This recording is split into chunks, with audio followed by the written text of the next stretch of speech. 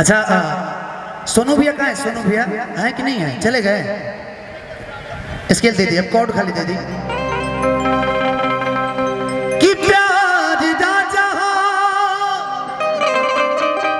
थोड़ा सा डीले भैया, डीले थोड़ा सा रखिएगा कि प्यार रानी हो कि प्यार इतिहास के कहानी कि केहू परिभाषा ना दिहल प्यार के कि प्यार तो गंगा जी के पानी हा।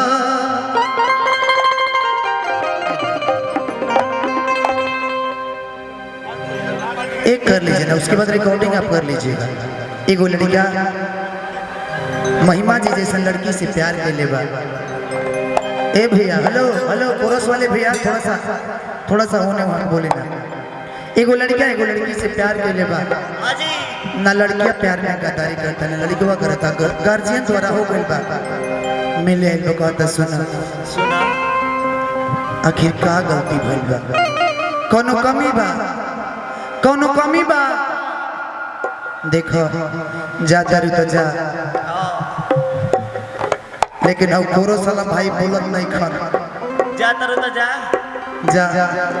उन्हीं के ऊपर हमेशा ध्यान रखिए। सोचे करब के 99 के रिचार्ज करो ले रही जा 99 के रिचार्ज कर ले रहे जा तरु तो तने से देहिया पोथू की दगी याद रही। हां थू की द वो है के नहीं पथू की जब बसाई सब याद कि पगली के भइल बाटे हरे पागल के दशा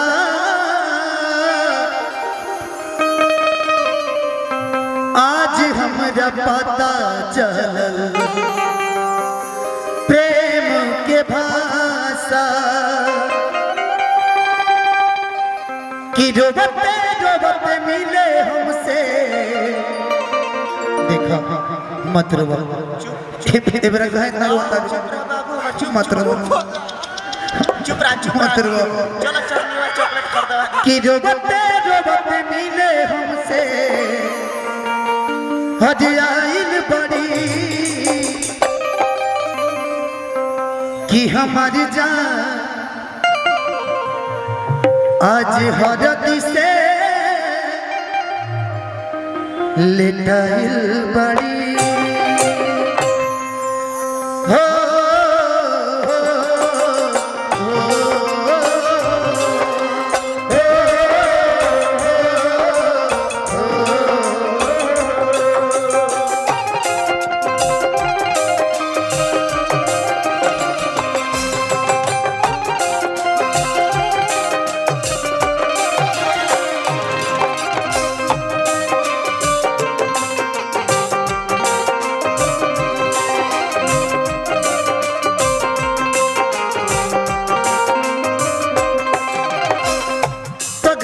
के भइल बाटे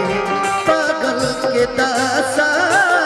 आज हमरा पता चलल प्रेम के भाषा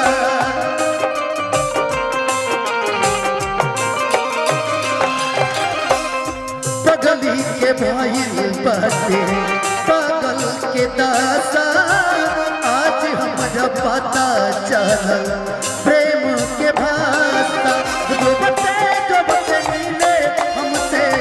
आइल बड़ी रोबते मिले हमसे आइल बड़ी हमारी जान आज हरदी से लटाइल बड़ी हमारी जान आज हरदी से लटाइल बड़ी मिलते का कइलू ऐसन फीलिंग जगा गइलू मिलते का कइलू ऐसन फीलिंग जगा गइलू दुनिया से भूल के हम तोहरे में हो गइनी गुम जो मेरी रूह को चैन दे प्यार दे वो खुशी बन गए हो तुम जिंदगी बन गए हो जिंदगी बन गए हो हमारी जान आज हल्दी से लटाई बड़ी हमारी जान आज हल्दी से लटाई बड़ी लड़कियां रो करके सुन घर परिवार देखो खोजत होई वही जा छातिया पमुड़ी रख के जो बता दिए ही जा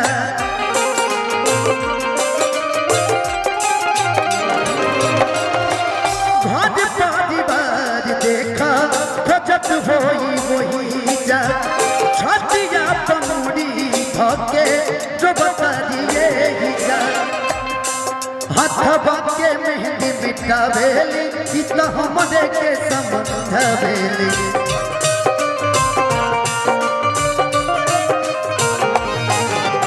अखिया बालो लाइल पगा लाइल पड़ी अखिया बालो लाइल पगा लाइल पड़ी हम साहब का ब्याज कि रौरा जी कहाँ बने हेलो पगली आ हाँ